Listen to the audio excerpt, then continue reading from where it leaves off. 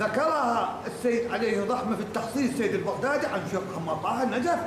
محمد طه النجف كان من تلميذ، كان من تلاميذ الشيخ الأنصاري، وكان من الفقهاء المحققين ومن الزهاد، وله آثار عجيبة.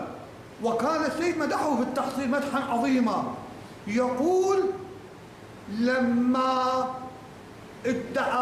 زعم أحد الأشخاص بأنه في زمانه ظهر الحجة، قال: صح، لا تتكلم، أنا لا أرضى أن يظهر الحجة في زماني، لأني بيدي الزعامة المطلقة، وبيدي الفتوى والقضاء والولاية والأمور الحزبية، حذرا أن أرتد.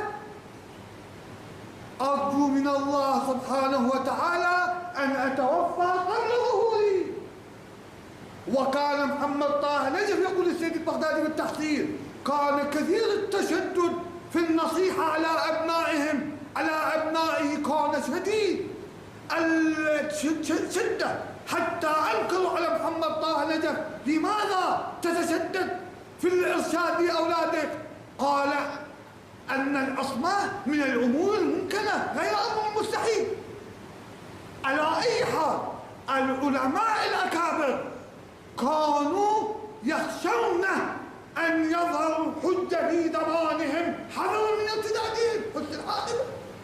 ونقل لي بعض الخطباء الأخيار وهو شيخ مال الله عليه الرحمة وعمره 90 سنة، قال: قرأت في بعض مؤلفات السيد القزويني، سيد مهدي القزويني صاحب الأنساب، وهو من كبار الفقهاء، والذي تحدث عنه المحدث النوري، أحد الذين فاد برؤية الإمام الحجة. في بعض مؤلفاته في مقدمة كتابه يدعو أن لا يظهر الحجة في زمانه حذرا أن يرتد.